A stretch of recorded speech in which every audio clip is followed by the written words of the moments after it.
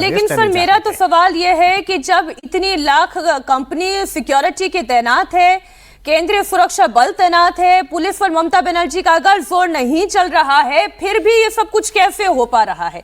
मेरा सवाल ये है कि जब वहां के हिंदू लड़के ये कह रहे हैं मनोज जी कि 150-200 हिंदू परिवार हैं, परिवार व्यक्ति भी नहीं, 150-200 हिंदू परिवार हैं जो कि वोट डालने के लिए बाहर ही नहीं निकल पाए, तो आप इलेक्शन को कैंसिल भी करा दें या रीपोलिंग भी करा दें, फिर भी यहाँ की परिस्थिति थोड़ी ना बदलेगी। एकदम नहीं मीनाक्षी जी, याद होगा हम लोगों ने काफ़ी पीछे प्रोग्राम में इलेक्शन के पहले एक हमने जब वहाँ से लौट कर आया था, वो तो गांव की आप बात कर रही हैं।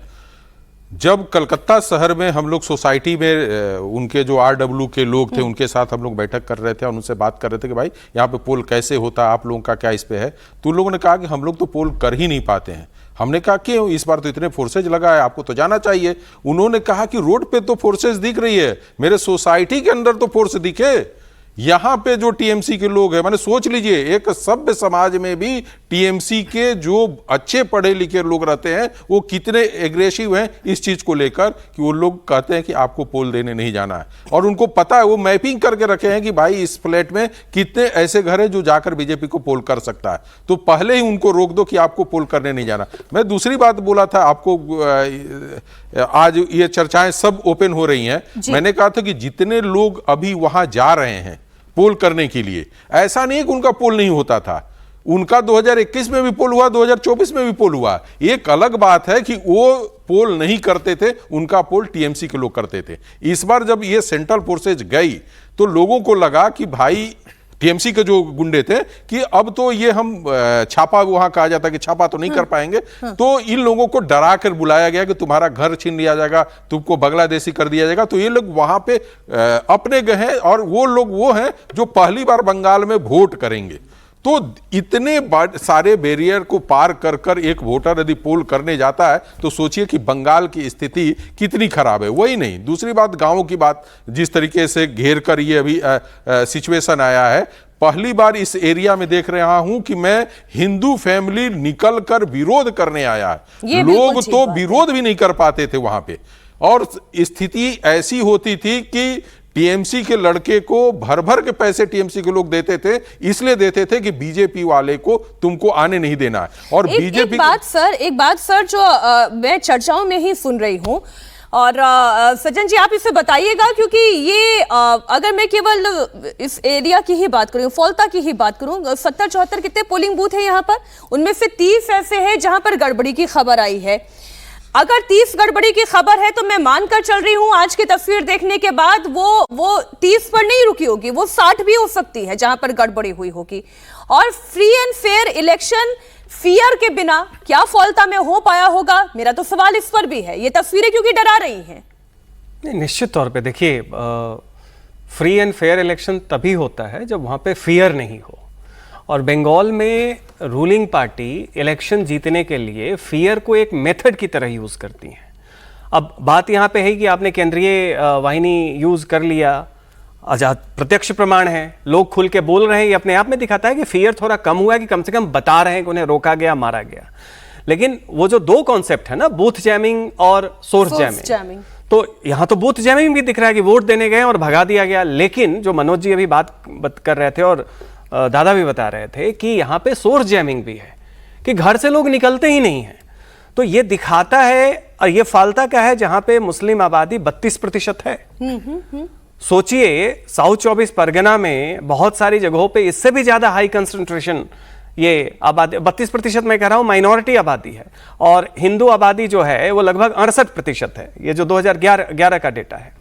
वैसी स्थिति में अगर आप देखें, जब यहां ये हाल है, तो आप सोचिए उन सीटों की क्या हालत होगी जहां पे जो बाकी जो वोटर्स हैं, जो हिंदू कंसोलिडेशन बीजेपी के पक्ष में है और वोट करना चाहता है, उसकी संख्या 60% या 65% के आसपास है।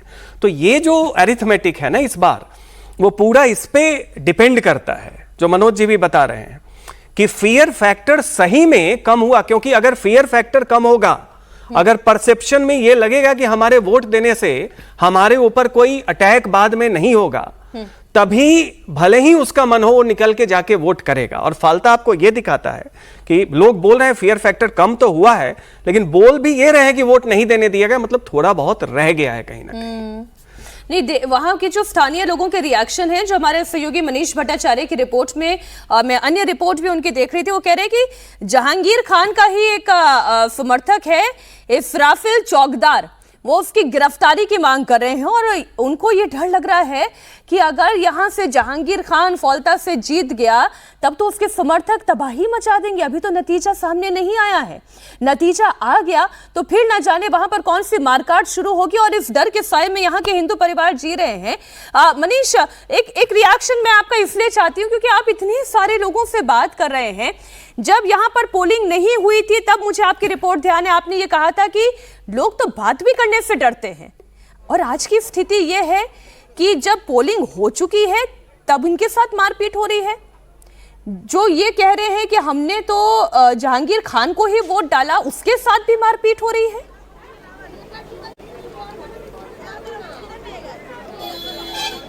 हाँ बिल्कुल, देखिए ये हासिम नगर है, ये इलाका ये फाल्टा में ही पड़ता है। बड़ी बात ये है कि अचानक से तमाम जितने भी इस इलाके के हिंदू हैं वो सब चले आए इस कॉलोनी से। देखिए तमाम बड़ी तादाद में आए हैं। इनका कहना है कि लोकल जो पंचायत का जो व्यक्ति है टीएमसी का लीडर, वो यहाँ पे आया और लोगों को धमकाने लगा। लेकिन जब लोग बाहर आए, जब इनसे हमारी बातचीत हुई है, तब हमें ये जानकारी मिली कि तमाम इन लोगों का कहना है कि ऐसे कई लोग हैं जिन्होंने वोट ही नहीं डाला है। इनका कहना है कि बूथ तक तो हम पहुँच सकते थे, लेकिन गाँव में जो जहाँ से बूथ और घर की बीच की दूरी या गाँव के बीच की जहाँ पे ज़्यादा दूरी है, वहाँ पर बीच में ऐसे टीएमसी के लोग आ जाते थे और धमकाना शुरू कर देते। अब हम लोग, कई लोग तो वोट ही नहीं डाल पाए। देखिए कुछ लड़के यहाँ पर बैठे जो लगातार ये बात बता रहे थे कि वोट डाल पाए कि नहीं डाल पाए। भाई आप लोगों में से कितने लोग वोट नहीं डाल पाए? हम तो डाला था, 200-300 आदमी तो वोट नहीं डाला। क्यों नहीं डाल पाए हैं? इतनी फोर्स खड़ी है उसके बावजूद भी अगर वोट नहीं डाल पाए, कौन डराने धमकाने आ गया आप लोगों को? टीएमसी का जो नेता है वही आया था। क्या बोल रहा था? बोल रहा था वोट हो गया, वोट और नहीं होगा, चला जाओ तुम लोग। और सीआरपीएफ जो था उन लोगों को बोले जो जाएगा वो बोल रहा है तुम बोलने जाएगा तो तुम्हारा बीवी बच्चे को मारेगा और क्या करेगा, और डर के हमारे सब भाग जा रहा है। अभी वो लोग घुस घुस के मार रहा है अभी।